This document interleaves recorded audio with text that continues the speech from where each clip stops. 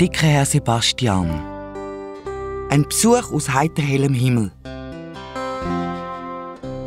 Der dicke Herr Sebastian wohnt ganz allein in einem alten Haus am Meer, ganz oben im Norden. Darum heisst jetzt Meer auch Nordsee. Es ist ganz aus Holz, das Haus vom dicken Herr Sebastian. Alle Wände sind neu durch einen Winsch. Und aussen ist es himmelblau angemalt, dass man es, wenn danach Wetter ist, vor einem weiten Horizont fast nicht mehr sieht. Wenn der Wind ums Haus blaset, und am Meer blaset der Wind eigentlich immer, aus allen möglichen und unmöglichen Himmelsrichtungen, dann klappern die Fensterläden und die Dachziegel hüpfen auf und ab. Und manchmal fallen sie auch ab und bleiben dann irgendjemand im Garten liegen.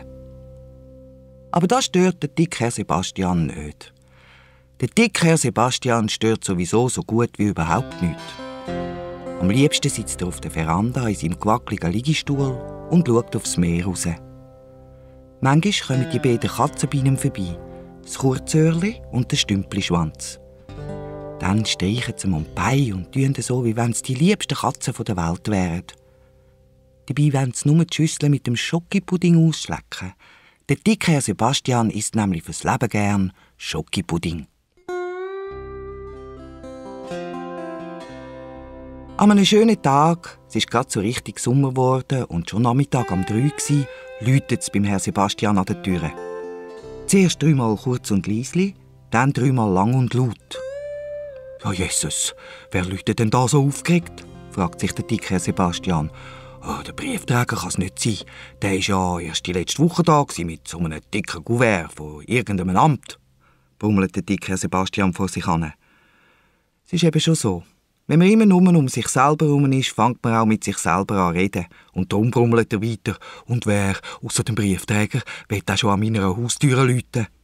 Langsam steht er von seinem Liegestuhl auf und langsam schlarpert er in seinen Pantoffeln zur Tür und macht auf. Draussen stehen 3 kleine Mädchen, die ihn erwartungsvoll mit grossen Augen anstaunen. Sie haben 3 kleine Ledergüffeln neben sich abgestellt und jedes hat ein Baby im Arm. «Grüezi, Onkel Sebastian», sagen sie und giggeln ganz verlegen, weil sie den Onkel schon die längste Zeit nicht mehr gesehen haben und sich nicht mehr besinnen können, dass er so dick ist. «Grüezi, da sind wir, Onkel Sebastian». Aber der dicke Herr Sebastian ist eben manchmal nicht gerade der Geschwindste. «Onkel, ja meint ihr, mich? Ich bin euer Onkel?» «Sebastian», sagt das Älteste, und dann giggeln alle 3 wieder und schütteln die Köpfe. «Kennst du uns denn nicht mehr, Onkel Sebastian?» Der dicke Herr Sebastian kratzt sich zuerst einmal verlegen am Kopf. «Ja, es gibt nur 3 kleine Mädchen auf der Welt, die mir Onkel Sebastian sagen», denkt er für sich. «Ja, aber dann sind ja das. Ja, Sebastian, was bist du auch für ein alter, vergesslicher Trottel?» «Ja, Jesus, nein», sagt darauf aber der dicke Herr Sebastian. «So etwas, die Lisa und die Isa. Das ist aber nicht, Kinder, dass ihr mich besuchen könnt. Aber wenn ihr nicht reinkommt, ich mache euch zuerst einmal einen Schokipudding. Habt ihr sicher gern, oder?» Die 3 Mädchen nicken mit den Köpfen, nehmen ihre Güfferli und trabbeln aufgeregt und gewundrig im Onkel hinein in die kleine Küche. «Ich kann sogar schon Schokoladenpudding schreiben», erzählt Lisa stolz ihrem Onkel. «Schokoladenpudding und Vanillesoße und sogar Xylophon.» Das macht dem dicken Herr Sebastian aber richtig Eindruck. «Ja, alles lange und wichtige Wörter», meint er. «Das Mami hat dir einen Brief geschrieben, hast du ihn bekommen?» fragte Lisa, das Mädchen mit den allermeisten Märzentüpfchen im Gesicht. Die 3 Mädchen haben nämlich alle ganz viele Märzentüpfchen im Gesicht. «Ein Brief?» fragte Herr Sebastian ganz erstaunt. «Mhm», sagte Lisa, «ein Brief, den Mami letzte Woche auf die Post da hat.» Jetzt muss der dicke Herr Sebastian wieder das erste Mal nachdenken. «Ein Brief? Nein, ein Brief von eurer Mutter habe ich keinen bekommen», meinte er dann. «Nur ein dickes Kuvert, das mir irgend so ein Amt geschickt hat. Aber das habe ich noch gar nicht aufgetan.» «Ja, aber was steht denn in dem Brief?» wollte Herr Sebastian wissen und rührt dazu mit dem Schwingbesen Schokipulver in die heisse Milch. Die 3 Mädchen wissen auch nichts Genaues. «Wir müssen einmal eine Zeit lang an die frische Luft», hat die Mami gesagt, «und darum bei dir Ferien machen. Es hole ich uns dann wieder ab.» «So, ihr wollt bei mir Ferien machen», meint der dicke Herr Sebastian, und dann muss er schon wieder lang nachdenken. Nach einer Weile sagt er, «Ja gut, wenn ich auch mitmachen darf, dann bin ich einverstanden.» Juhui! Die Lisa und Isa vergibbeln fast vor Freude. Mit ihrem dicken Onkel Sebastian können wir ganz Haufen lustige Sachen machen, hat ihnen nämlich die Mutter erzählt. Und schimpfen tun auch fast nie. «Oh ja, Onkel Sebastian, das ist mega gern. Wir machen alle miteinander Ferien», rufen sie wild durcheinander. Aber das erste Mal essen sie Schokipudding mit Schlagrahm. Und die beiden Katzen, das Kurzöhrli und der Stümplischwanz, kommen auch eine gehörige Portion über. «So, und jetzt wollen wir mit den Ferien anfangen», sagt der dicke Herr Sebastian, wo der Schokipudding Rübis und Stübis aufgegessen und die grosse Schüssel sauber ausgeschleckt war. «Was macht ihr dann am liebsten?» «Im Sand rumtöben», ruft Lisa. «Drachenstiegala», sagt Isa. «Und ich fahre am liebsten auf einem Schiff», meinte Lisa. «Und du, Onkel Sebastian, was machst denn du am liebsten?» «Ja, also...» sagt er und kratzt sich wieder am Kopf. Das macht er nämlich immer, wenn er nachdenken muss. «Ja, also... am liebsten hocke ich unten am Strand, schaue aufs Meer raus und träume vor mich hin.» «Und mit was wollen wir jetzt anfangen?»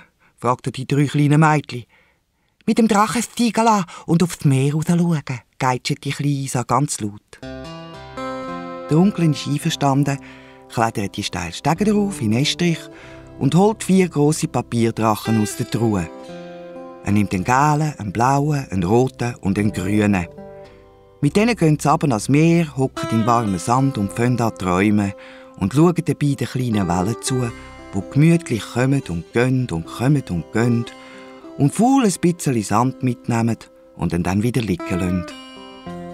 Manchmal kommt das Meer bis dahin, wo wir jetzt sitzen, und dann geht es wieder weg, erzählte der dicke Herr Sebastian den 3 Mädchen. «Und wohin geht es dann das Meer, wenn es weggeht?» wollte die kleine Isa wissen. «Ja, einfach noch jemand anders hin», meinte Herr Sebastian. «Es geht an einen anderen Strand spielen auf dieser Seite, aber es kommt jedes Mal wieder zurück, wie ein richtiger Freund.» «Und weisst auch, wie das Salz ins Meer gekommen ist?» fragte Lisa ihren Onkel. «Wie das Salz ins Meer gekommen ist? Ja, klar weiss ich das», sagte der dicke Herr Sebastian. «Salz ist einmal bei einem gewaltigen Sturm von einem grossen Berg ins Wasser gerutscht. Und seither ist es da.» Aber die Lisa und Isa lachen dann aus. «Hä? Du weisst es ja gar nicht, Onkel Sebastian.» «Das ist noch lange kein Grund, mich auszulachen», meinte der dicke Herr Sebastian. «Oha, der ist meine ein bisschen eingeschnappt.» «Ja, und wisst ihr etwa, wie das Salz ins Meer gekommen ist?» Die Lisa und Isa schütteln den Kopf. «Nein, wissen wir nicht. Aber wir sind ja auch noch klein und können noch nicht alles wissen.» Der Herr Sebastian macht einen tiefen Seufzer. «Oh, das kann man ja noch heiter werden», denkt er und schaut wieder aufs Meer raus.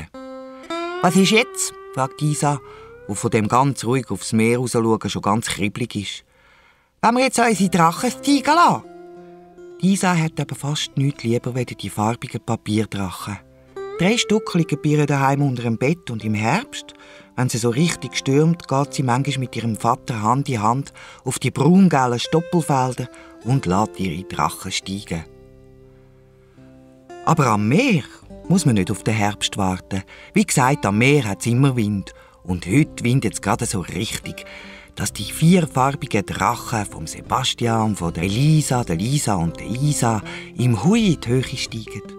Dort tanzen sie am blauen Himmel und die langen Papierschwänze schlängeln wild hin und her, wie wenn sie diesen munzigen Menschen tief unter ihnen zuwinken wollen. Sogar ein paar gewundrige Möwen kommen anzufliegen und müssen die fremden farbigen Vögel genauer begaffen. Müde, aber glücklich und zufrieden machen sich die 4 Entchen auf den Heimweg, zurück zum Windscher Holzhäuschen, das blau angemalt ist. «Und morgen», sagt der dicke Herr Sebastian zu diesen 3 Mädchen, «morgen zeige ich euch Ägypten.»